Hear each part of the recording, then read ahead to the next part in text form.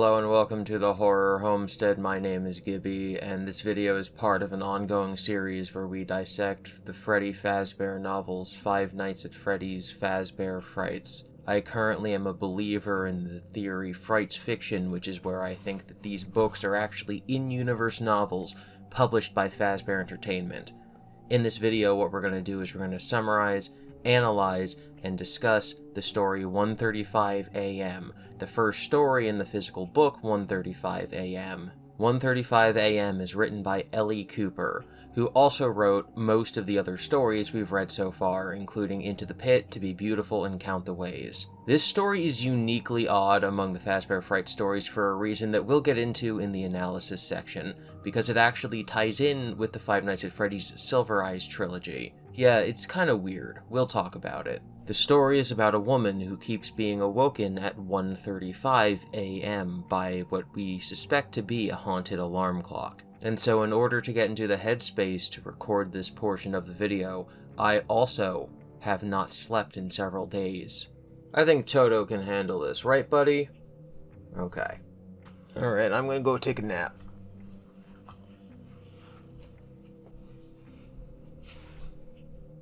This book was a breath of fresh air in the series so far, because for the first time we get a protagonist who isn't a literal child. Delilah is in her early 20s, divorced, and working as a waitress at a 24-hour diner. She lives alone in an apartment, has to pay bills, and there are no school bullies or "Mom and Dad just don't get it" lines. I didn't realize how much I was craving something that didn't have these tropes after reading so much of these stories back to back. So Delilah is an orphan, grew up in the foster system, had a terrible foster dad who ran the home like a drill sergeant and woke them up with a crazy loud buzzing alarm, and even regulated whose turn it was to pee, etc. That's where she met her best friend and foster sister, Harper. Delilah met a rich guy and dropped out of school the moment she turned 18 to travel around Europe with him and married him. But then he almost immediately divorced her to be with someone younger, so now she's a high school dropout, living alone in an apartment, working as a waitress, thinking about how she should be a mother by now. She never gets enough sleep. Just like someone else I know. Me? I can't believe he treats me like that. Well, that was a nice quick nap. I guess I can continue this video now. We'll see as we go if Delilah is able to take a nice nap or not. Delilah never gets enough sleep and just kind of wants to avoid life and stay in bed. But she has to work and her neighbor wakes her up with annoying singing, etc. One day before work, Delilah goes around town trying to find a garage sale. Parked outside is a pickup truck and a powder blue Cadillac. I genuinely do not know if that's important, but a blue car is where Eleanor was found. I'm just going to keep track of blue cars. I will say though that colors being used in this book as descriptions is very all over the place. Almost any object or person or thing that we ever see in this book is described by its color, which is just very odd. It's not like a secret lore or anything, I just think that it's an over-reliance on just telling us, like, it was blue. At the garage sale, Delilah stumbles over a doll named Ella. She thinks it is quite the coincidence since she wanted to have a baby and name it Emma, which is almost like Ella. She finds the doll wedged between a game console and a remote control airplane. I'm just pointing this out because I think that video game systems can be haunted, so... The doll is also dressed in blue, which is the same colors as Delilah's bed sheets. And I know this because the author tells us the color of literally everything. In this case, maybe we're actually supposed to draw a parallel between the two. The dress that the Ella doll is wearing is described as being from the 80s. We also learn the doll isn't just a doll. According to the booklet, Ella was a helper doll, manufactured by Fazbear Entertainment. Fazbear Entertainment? Delilah whispered. She'd never heard of it. The booklet had a list of what Ella was designed for, and the list was impressive. Ella could do all sorts of things. She could keep time and serve as an alarm clock, manage appointments, keep track of lists, take photos, read stories, sing songs, and even serve drinks. Serve drinks? Delilah shook her head. Don't worry, we'll talk about the Ella doll serving drinks later. Ella can also check the pH balance of water, do personal assessments, answer questions, and is an alarm clock. But a tag says that the only function that works is being an alarm clock. Delilah buys it, asking for $15 off of a price that we're never told for literally no reason, and buys it, happy now to have a working alarm clock. She goes home, it's 11:30 a.m., she sets Ella to 1:35 p.m. to wake her up in time for her afternoon shift, and then falls asleep. I will talk about this in the analysis section, but this is the thing that she does that is morally wrong that leads to her being punished in the rest of this morality tale. She's awoken by a phone call from her angry boss at 2:25. Uh-oh, Ella doesn't actually work as an alarm clock. Her boss says if she's not there in 15 minutes, she'll be fired. Delilah is angry about the situation and gets changed for work and then throws the Ella doll away in one of the dumpsters outside her apartment. She doesn't see which of the 3 dumpsters it lands in because the back of her apartment complex faces the diner she works at and her boss is waiting there holding the door open for her. He makes a comment like, "Oh, you're late because you were playing with dolls?" I know you're not a doll, you're a puppet. Yeah, I know that you're not being paid as like the full-time host of the show anyway, it's just sometimes I need to take a nap. Yeah, I know it's not technically in your contract, but you just need to help out sometimes. You need to pull your weight around here, dude. She finishes her day at work, goes home, goes to bed, and is awoken by a loud ringing or buzzing sound. She looks around for the source of the noise, can't see anything, shrugs, and then notices that it's 1:35 a.m. Title drop. She realizes that she must have set Ella to 1:35 a.m., not p.m., and that what woke her up was the alarm going off in the dumpster outside, which means it wasn't the doll's fault, it was her fault. She realizes that she made a mistake by throwing out the working alarm clock and considers going outside to get it, but then makes her second big mistake in the story. The first was taking a nap before work. She chooses to go back to sleep and then check for the doll in the dumpster in the morning.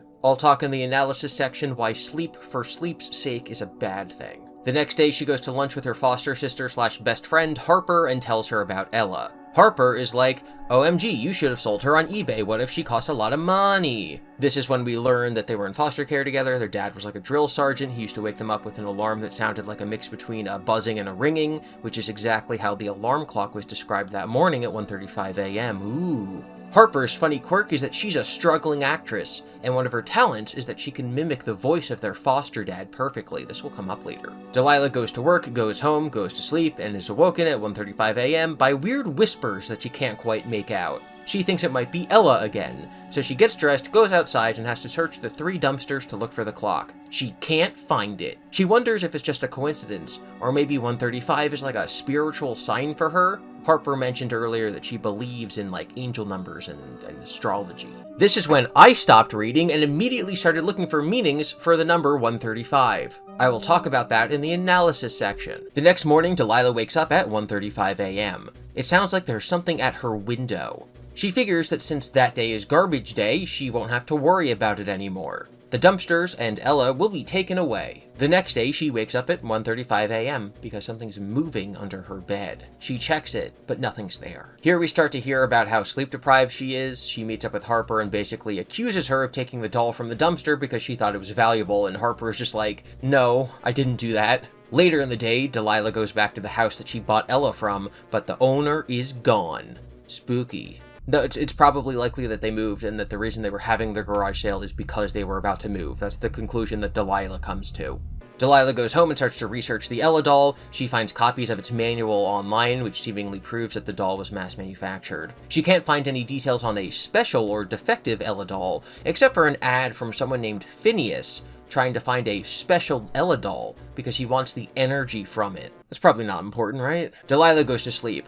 Something is in her closet. She checks it out, but nothing is there. The next night, something's under the floorboards. It's like the telltale heart, but it's an alarm clock. I'm going to talk about this in the analysis section, but technically the thing she did wrong that she's being punished for in this morality tale was actually buying the doll to replace the baby that she wished she had, instead of changing her life to go on the path where she would obtain a baby. So I guess it's not really the telltale heart, it might just be a reference. Okay, so the book says that Delilah was woken up for 3 more nights. The first is the night of the closet, the second is the night of the floorboards, and tonight, something is in the wall. I might be wrong, but these books literally never use the present tense like this, and so it was very stylistically weird. It should say that night, not tonight. I can't think of any other time in the book so far where they've used present tense like that. They might have, but I do have a feeling it would have jumped out to me when I read it the way that this did. Maybe if there's any writers watching this, you can explain why, like, stylistically and, like, the grammar rules, this does work and this is allowed, but I'm pretty sure it's wrong. It's just in there because it's an easier way than saying, like, oh, on the 3rd night, which is also the night that we're now going to be reading now, Instead it just says tonight. I just think that that's wrong. Anyway, tonight, the sound is coming from between Delilah's wall and Mary's wall. Delilah, at this point, is convinced that Ella is coming to get her because she was thrown away. She decided that Ella was not at all pleased about being tossed out. Maybe being discarded activated some subroutine that turned on new functions in Ella. Hidden functions. Maybe the person who made Ella had a sick sense of humor and thought it would be a fun trick to play on someone who had the audacity to throw away his creation. It's the field. Except maybe Henry built Ella? Again, we'll talk about Ella from the Silver Eyes in the analysis section. Although in a hypothetical world, a possible world where maybe it's not Ella doing this and maybe it's Eleanor. Eleanor is made by William ? So I guess that Henry's relationship to the Ella doll doesn't matter. Delilah figures that Mary must have saved Ella from the dumpster, so she brings the old lady some pie in order to get into her apartment. They have a conversation and Delilah mentions being at a garage sale recently, and Mary basically shuts down the idea that she would have been the one to take the doll, because she states an opinion about old items that makes it unlikely that she would steal her. Second-hand stuff brings second-hand energy, old hands, bad hands, tainted with story, Mary sang. You don't like second-hand things? Mary sang, penguins, penguins, pull in the cold, polar bear scares away the old. So penguins collect things like pebbles, which is cold and which is bad, and polar bears eat the penguins, which is good? Or do the polar bears scare away the pebbles, which are cold? The old bad hands, polar bears don't have hands, they have paws. Penguins don't even have hands, they have flippers. I am unsure what this metaphor means, but it probably means something. The past leaves stains, Mary said. No garage sales, no antique shops, no thrift stores. I don't want to open old doors. This kind of is helpful in the eventual understanding that we're building of Remnant, but in this context, Mary is old and kind of crazy, and so it's unclear how seriously we're supposed to take her and how lucid she is supposed to be. Either way, Delilah, in her sleep-deprived state, determines that Mary is lying and thinks about knocking her unconscious so that she can search the apartment for Ella, but instead she decides to just break in later while Mary is out. We then get a section where Delilah reveals her tragic backstory to the reader. She met her husband when she was 17, he was a sophomore in college. They waited until she turned 18, and then he whisked her off to Europe for a year and a half until his dad told him to come back and start working at the family business. He proposed to Delilah, she has a fairy tale wedding, they're gonna have kids, and then they got divorced, and now Delilah is alone in her apartment, childless, husbandless, at the extremely old age of 23. We get this section here because we are about to learn Mary's backstory, and so I think that the book wants us to, combine these sections to juxtapose them, to find out that basically everyone has a tragic backstory, and so we're supposed to link the ideas of tragic backstories being tied to objects so that we understand what's animating Ella, at least in the context of Delilah's opinion about what's animating Ella. I don't think the symbolism really works if we apply what we know about the FNAF franchise and dead kids and whatever, but that's not really important to this self-contained story. Remember, these books are Goosebumps books, or episodes of The Twilight Zone. Even though they do kind of connect, they're anthologies. This story should be looked at on its own for what it's trying to say outside of the context of us knowing how the overall FNAF universe works. It doesn't matter that later it's revealed that it's Eleanor doing all this stuff to Delilah. We should still talk about why the Ella doll is being used in this context. Delilah had learned how to pick locks from a regular at the diner she works at, a private detective named Hank. What a coincidence. Hank is a nickname for Henry. I don't think this is Henry. Anyway, she lockpicks her way into Mary's apartment and snoops around. She finds out that Mary had a child who died in a fire, which is sad. She doesn't find the doll, and then just goes home. People are about to be like, oh, I bet this is a reference to the Fright Fest that burned down that we are going to learn about in The Secret of the Mimic or something.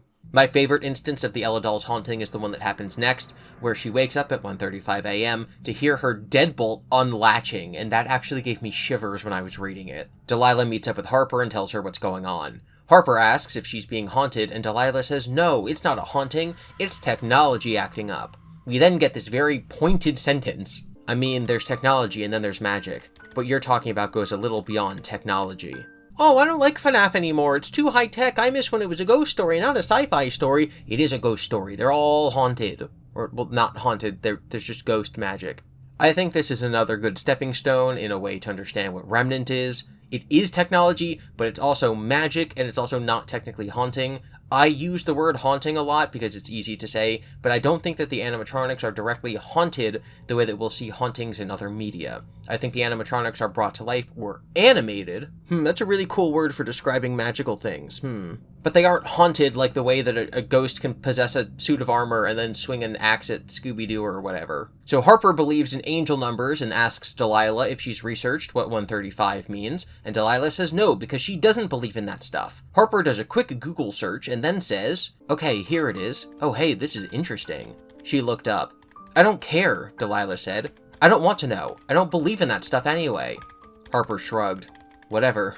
It's your funeral. So the text tells us that 135 has a meaning that Delilah should know, and her not knowing it is potentially harmful to her. This sent me down a rabbit hole that you will not believe until we get to the analysis section. Delilah sleeps on her couch with the lights on and is awoken by something touching her. She immediately wakes up, but nothing is there. This convinces her that Ella can disappear in the blink of an eye. Her touch is described as soft. This is actually my favorite Fazbear Fright story so far as scariness goes, which is why I'm going to recommend you guys always read these stories even though I'm summarizing them. Stories like Fetch are really fun, and 1:35 a.m. is really scary, and me just saying, the deadbolt unlatched is very different than reading the passage with the words that the author themselves is using. Like, the entertaining part of these stories is not ruined because some guy on YouTube is telling you how the story ends. So because she can't sleep, Delilah takes a nice relaxing bath at 1:35 a.m. the next morning until she hears Ella crawling through the pipes to come get her. That's horrific. She ends up going to the diner because there's nothing else she can do, and she asks to be put on the night shift so that she'll be at work and awake at 1:35 a.m. and then can sleep during the day. Brilliant idea. Stuff is finally going on. The plot's progressing. First shift. She's in the walk-in fridge and she hears an alarm that's identical to the alarm that the mean foster dad used to play to wake them up. She hits her head hard on the fridge and rushes over to the kitchen to find out where the sound is coming from. Cue her checking the fryers and the ovens to see what's making the sound. The cook is worried about her because she's freaking out. The next night, she stays by the cook all night, but at 1:35 a.m., she actually sees Ella walk in the door to the diner behind another customer. She screams, but no one else saw anything. Next morning, she sees Ella on one of the diner stools, and she freaks out and says, "Everyone, look at the doll, it's the doll!" And then everyone looks over, and it's just a blue purse. I feel the need to stop here and say that no, this cannot be like an illusion disc or whatever, because that's not how they work. It can't only work on one person, she would hear the noise, etc. She sees Ella for the next 2 days as well, so on the 5th night of her working there, she sees her in the parking lot, but she ducks under a car, so then Delilah starts searching under the cars, and then the cook grabs her from behind to, help her, and she screams and cries and has a total breakdown. And for this, she is fired. Harper invites her to come and stay with her, and they have a slumber party so that Harper can show her that nothing scary happens at 1:35 a.m. This is then one of my favorite things in my list of scary things that happen at 1:35 a.m. in this story. They're hanging out, it's late, Harper took away all the clocks so they won't know what time it is, and then at one point, at 1:35 a.m., Delilah hears a voice say, "It's time." These words are spoken by their mean foster father, who, remember, Harper can mimic perfectly, and so Delilah has another breakdown and accuses Harper of mimicking the voice, and then they check the time and it's 1:35 a.m. Harper thinks she's crazy, and so they have a little fight. The next night, Delilah drives to a motel across town. She gets a room to get some sleep, but at 1:35 a.m., she's awoken by Ella. She figures Ella must have tracked her there, so she spends the next day driving around the city. At 1:35 a.m. the next morning, she's driving and her passenger door opens itself, and then she hears something heavy land on the roof of her car. She screams, and she runs out of the car, leaving it behind, thinking Ella's using it to track her. She runs away from the road, she runs past a factory, she runs past a railroad tracks. These are some familiar locations. A factory is something we're going to see in the next story, Room for One More, and railroad tracks is obviously something we saw in Out of Stock. I don't know if they're the same ones, but it is similar kind of locations. I'm going to read the next section of the book. The sound that came from her wasn't like any sound she'd made before, not even when her parents died. Not even when her first foster home refused to keep her. Not even when her 4th foster dad beat her. Not even when Gerald scheduled when she could blow her nose. Not even when Richard threw her out. The sound contained every hurt and fear and crushing disappointment she'd ever had, all rolled into one screeching rejection of pain. The sound she made was the sound of a woman who had no strength left. She couldn't fight anymore. Delilah closed her mouth. Her throat hurt. Her lungs hurt. Her heart hurt. She couldn't stop quaking. Her whole body was almost convulsing with apprehension. No, not apprehension. Delilah was so far beyond any known version of fear that she didn't feel human anymore. Let me just read the back cover of this book real quick. It's always in the depths of loneliness when evil creeps in. The evil about to creep in. Or I guess it always has been. It's the whole book, it's Ella. Delilah starts to run beside a river and comes to a construction site for an office complex. So it's not a Freddy's location. It is a construction site for an office complex, and we'll know soon that this story takes place after To Be Beautiful, so to well after the heyday of Freddy's. Not a Freddy's location. She sneaks onto the site looking for a way to escape Ella forever. She finds an air vent and crawls through it until she gets stuck. I'm now going to read the ending of the story as I typically do. Delilah's shoulders wedged her so tightly into the compact metal enclosure that she knew she'd finally found it. This is where Ella couldn't find her. No one would find her here. Trying to move, just to be sure, she confirmed that she was stuck. Completely and thoroughly stuck. Her breathing slowed. She relaxed. She couldn't move in any direction. She'd never have to run from Ella again. She did! Alright, let's analyze the story. Someone pointed this out, and I don't know if this pattern's going to continue or not, but we will track it. But so far, the only characters to survive their stories have been male. Oz lives, Sarah dies, Millie dies. Greg lives, Alec dies. Oscar lives, and now Delilah dies. I'm going to see how long this pattern keeps up. Alright, so this story is in the Stitch line. We don't know that yet, but we will very soon. It mentioned railroad tracks, and so those railroad tracks might be down the line from the town from Out of Stock. It's unclear. I feel the need to point out because someone dying in an event happens in sister location. Funny story. A dead body was found in this vent once. Okay, so not that funny, but it's a story. This definitely is not that. This takes place long after wherever sister location would be on any given timeline and is at an office complex, not the sister location. Every time there's a vent in these stories, people think it's the sister location vent. There's other people who will die in vents, and they're always like, oh my god, it's the sister location vent. It's not. Delilah's just crazy. Although, Frights fiction, we'll talk about it. Fazbear Entertainment be like, oh, there wasn't a body in the Circus Baby Entertainment and rental vents. That's just an urban legend about this lady running from her alarm clock. That alarm clock's name, Freddy Fazbear. That alarm clock's name was Ella, and it was made by Henry or something. I like how the Ella doll kind of symbolizes a lot of Delilah's flaws and problems. Like, it looks like the child she wants but doesn't have. It wakes her up the way that Mary's singing wakes her up. It's a clock, and so it symbolizes how she's always late to work.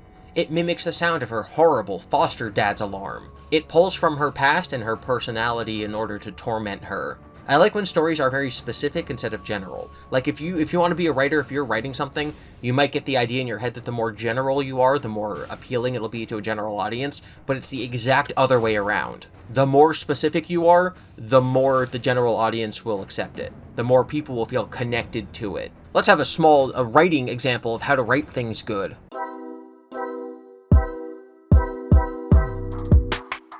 If I have a character and he has a crush on a girl and I want the reader to understand why he has this crush and feel the same way and then be empathetic towards his whatever and then understand going forward that this relationship will be important to whatever story we're writing. I could say she was the most beautiful girl in the world. She was beautiful in the exact way that you, the reader, would find beautiful. Because that way the general audience would understand and empathize. I think that holding my hands up ruined my white balance. Hold on.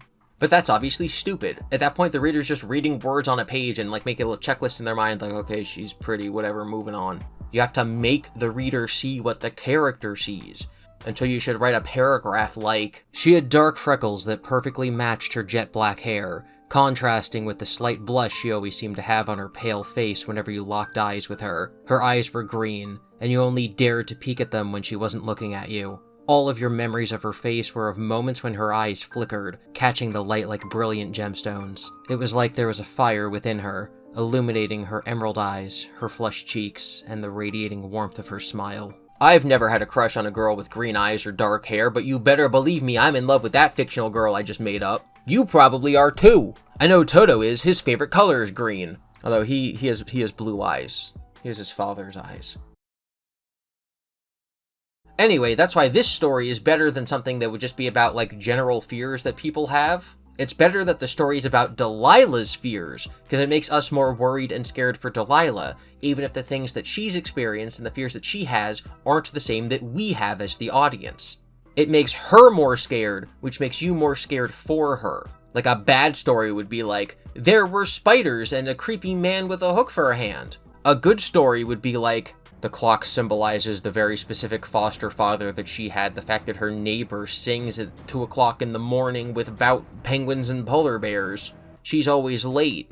It sets up what she's scared of and then has those things happen as opposed to trying to guess what we, the audience, would be scared of. It's good writing. Anyway, now we'll discuss the meaning of 135. Whenever you see clock time numbers and you think they might be symbolic for something, 99% of the time, it's a Bible reference. Because the way that we denote times, number, number, is the exact way that we denote passages in the Bible. The thing is that the Bible is actually a collection of many books. Bible means library. Like if you speak basic Spanish, you know that biblioteca is library. Bible is library, which contains many books.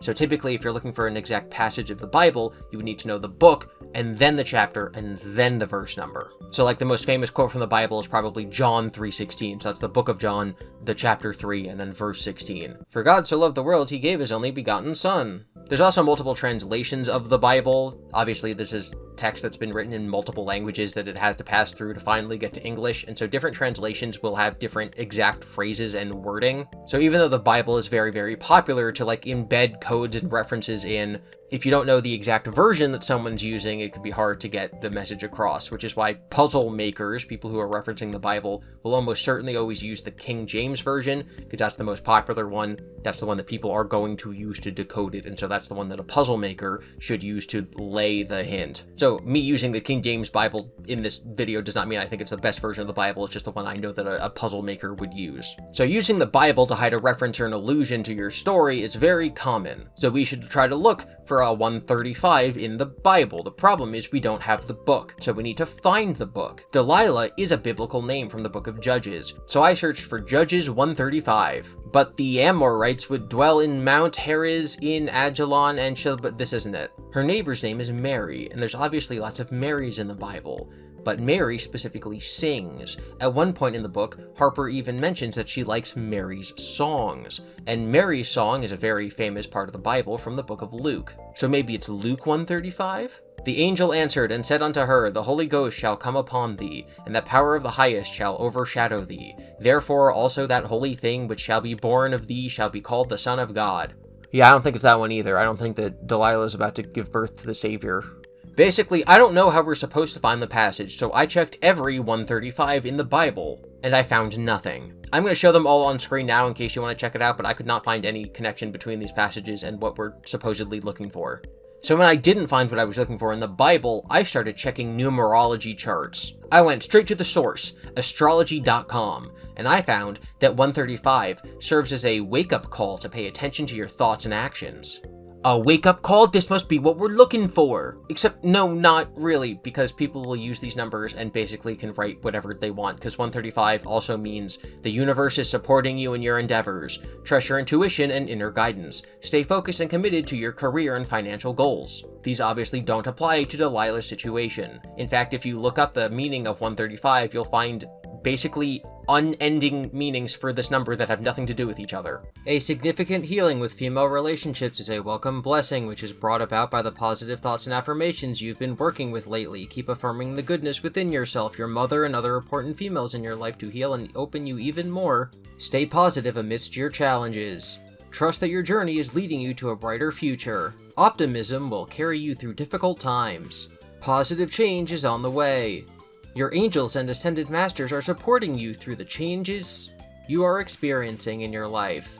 The positive affirmations, intentions, prayers, and thoughts that you have been sending out into the universe have been heard and are being responded to.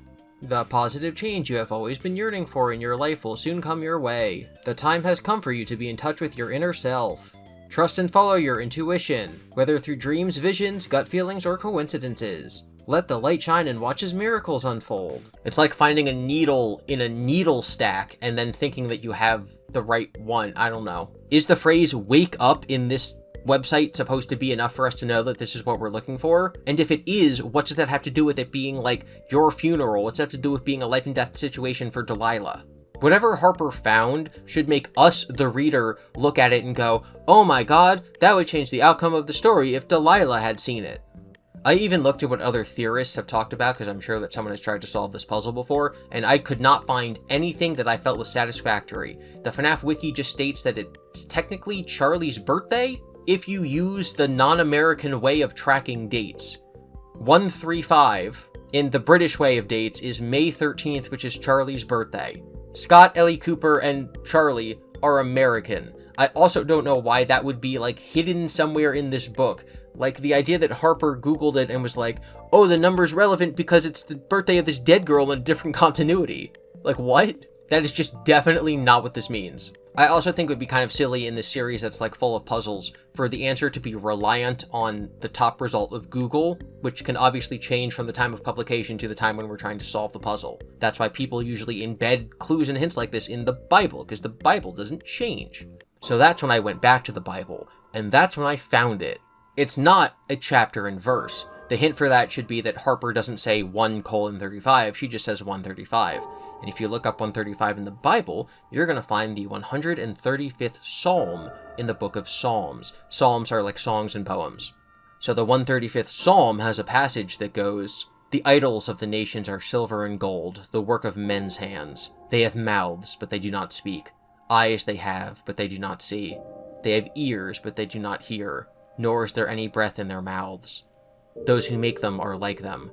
So is everyone who trusts in them." Idols in the Bible usually refers to like statues and items of worship, and you're not supposed to pray to them because you're supposed to pray to God. So it's saying that these statues are made by men, and that even though they might be carved to have ears and mouths and eyes, they can't see, speak, hear, and aren't alive and thus can't breathe. And the people who make them and the people who worship them will become like them. So if Ella is this idol, a thing with a mouth and a nose and eyes, but is not alive, and if that's what Delilah is counting on, relying on, looking to help her instead of God, then she will become like her, not alive. This is the only possible interpretation I have found for this thing that we're supposed to be looking for, because it does fit with Harper's warning that if Delilah doesn't look up this number, find this meaning, it could lead to her funeral. That if she's trusting in the doll, it could lead to her death. This is a very literal interpretation of the biblical passage that shouldn't really apply to the situation, but I could probably see a writer trying to like cram this in here and be like, this is kind of the same thing. I'm sorry for slapping you in the face. Don't report me to HR, please. With all of that said, the theme of this book does kind of fit with the astrology passage that I looked at earlier, although the rest of the passage doesn't make sense, and also, I don't know how we're supposed to figure that out. I will now discuss the theme of the book. Because of her work schedule and general depression, Delilah thinks to herself that, lately, it felt like life was just one annoying sleep interruption after another, like the world was an alarm that kept going off and waking her from her dreams, the only place she could find a truly happy thought. What's interesting about this quote is that we never actually see her have a happy dream. We have nightmares that we read from her, but we never see a truly happy thought in any of her dreams. There's never a dream where she's frolicking with kittens in the meadows. In Delilah's room, she has a poster of a beach. Delilah looked at the poster with longing. It represented the view she wished she had. So she wishes that she was on a beach vacation or at something nice to look at that's not the interior of her cheap apartment. But we also see what she really desires on another page. Delilah tried to clear the fog from her brain by thinking happy thoughts. An image of the life she wanted to be living. That made her think of the life she had been living with Richard, which just dropped her further into the negativity pit. Ignoring the image of a pit of negative emotions that they just invoked, we're going to move on from that. We see that what Delilah wants is what she had. Married bliss to her rich ex-husband, whose name's literally Rich. So she's spending her time wishing things could be like they were, wishing she was at some scenic beach, but life keeps getting in the way of this fantasy. I don't always talk about it with each story, but in the script writing phase, I do always ask why I think the story is being told the way it is. Basically, why is the main character being punished in this morality tale? The back of the book states that it's always in the depth of loneliness when evil creeps in. So the thing that Delilah is like doing wrong is dwelling on the past and avoiding life. Her outlook is the problem. Real life, interrupting you from your dreams of wishing that your husband hadn't divorced you and wanting to be on the beach, is only a negative thing if you think it's helpful to spend time dreaming and to ignore real life, which it's not. Your energy should be focused on accomplishing those goals. Literally anything else besides dreaming. In this case, life waking her up is a good thing. In the story, the Ella doll is what continues to wake her up. The Ella doll is a wake-up call. And what does Delilah do? She runs from this. She cuts off the people who care about her. She literally hides herself away and shrivels up and dies because she wants to hold on to this impossible dream instead of working hard for it. She deals with the problem in the worst way possible. When Delilah buys the Ella doll, she thinks to herself, now Delilah had a working alarm clock. She could go home, take a nap, and still have a way to be sure she got up in time for work. Yep, things were looking up. Maybe she could get off the life sucks track after all. So having an alarm clock that wakes you up from your dreams and make you face the world would get her over this idea that life sucks. Because waking up would stop life from sucking. Because waking up and facing real life would then get her to stop being bad at life. If you view having a bad job as a problem, then the solution is to work your way up at the company, which is what Delilah is doing. It's actually stated that she's the youngest manager in the company's history. But Delilah labels life as the problem. And when life is a problem, you've limited your solutions to one thing. Death is the only solution. This is obviously wrong and incorrect. The issue isn't that life is hard, the issue is that Delilah has labeled life as the problem. She ends the story happily taking her own life on purpose, because that's the situation that she set up for herself.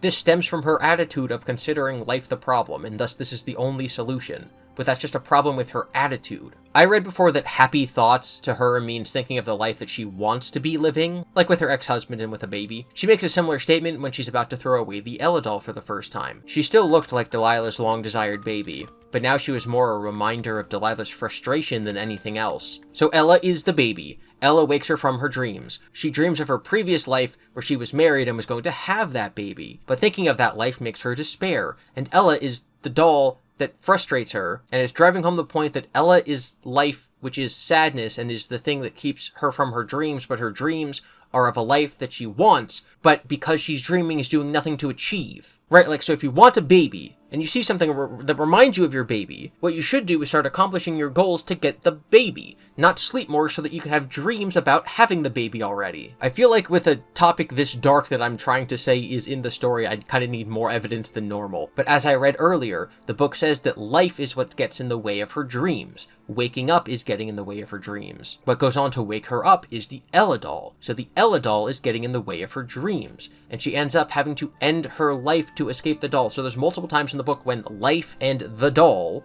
are used like interchangeably. So again, the thing she's doing that's wrong that the book is punishing for is rejecting reality. In the real world, it's obviously not morally justified to say that people in her position deserve to die. And sometimes when I read these stories, I fear that people are going to look and be like, oh, the author is putting forward a harmful message that, like, we should be happy that people with problems die, and that's obviously not what these stories are for. The point of the story is to get you attached to someone, show them doing something, show the worst possible consequence of that action, and then hope that that will drive home the point to you that you should not do that action. So if anyone reads this and ever feels like life is their enemy, they should remember the story of Delilah, and how her feeling that way led to her death. It's not stating that it's a good thing she died, it's saying that it would be a good thing if you learned from her. Do not do what she did. Stop looking at life as the problem. Start working toward a solution. Okay, now we have to talk about Ella's name.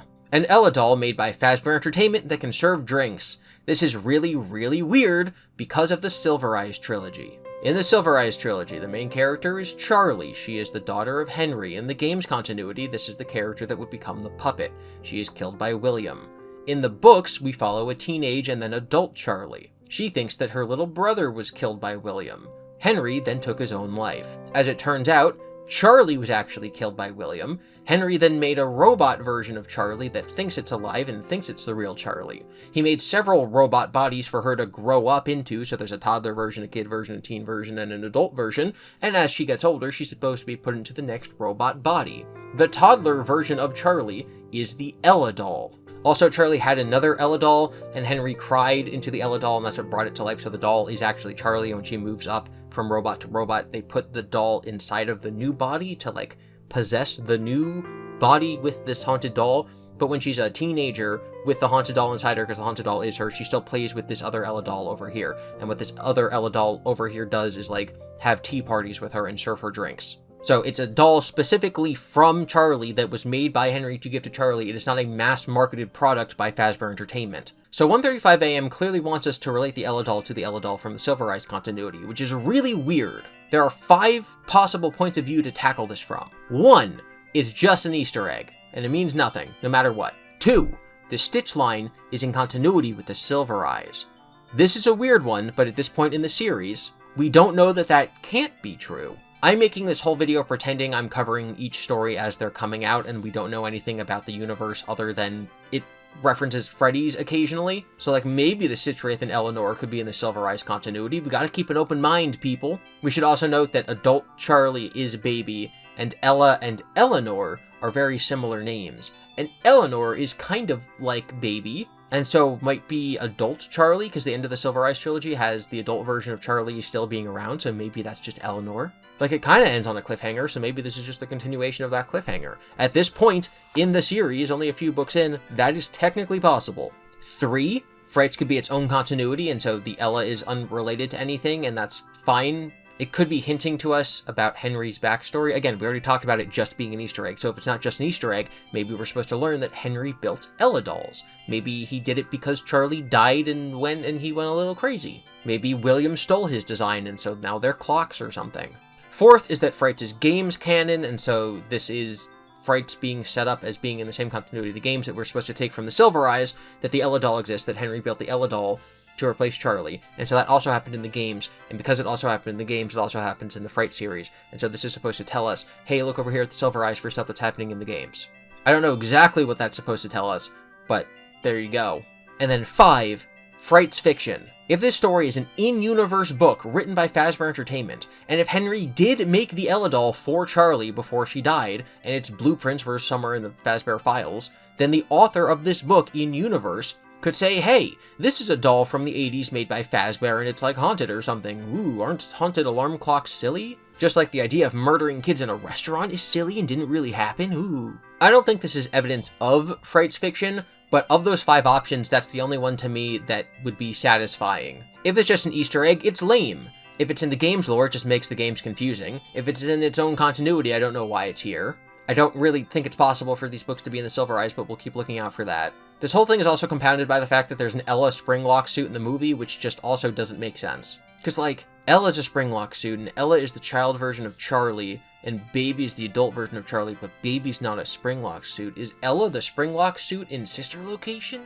Probably not. Anyway, this is not evidence for Frights fiction, but it would make Frights fiction better. And the final thing we'll discuss in the analysis section is that the book mentions that Harper does something untoward in order to get a role in a play that she wants. Yes, really, and that's a really weird detail. And that was 1:35 a.m. I really liked this one. It was scary. It's probably my second favorite story so far, actually, and as we'll soon learn from the inclusion of the character Phineas, it is in the Stitch line. The only story we read so far that isn't in the Stitch line is Lonely Freddy. Every other story shares a continuity so far, and I didn't really like Lonely Freddy, so it's fine, we can just throw that away. Maybe its author, Andrea Wagner, can redeem herself in the next story, Room for One More. Thank you for watching. Be sure to be nice to each other in the comments, consider supporting the creators you admire, never lose sight of the things that are important to you, and remember that Freddy's stands for Friendly, Respectful Engagement, Discussion, and Discourse Yields Success. I would like to thank my January patrons, Brandon and Lauren, as well as Billy, Claus, Eliza, Halmar, Johnny, Lauren, Morgan, Nan, Rhiannon, Rose, Scott, Sophie, Thamgata, Zany, as well as Am Hidden, Jinx, Jose, Just That Spark, Rolo, Shadowmaster, and Tanner McCoolman, along with Jeannie and Ray.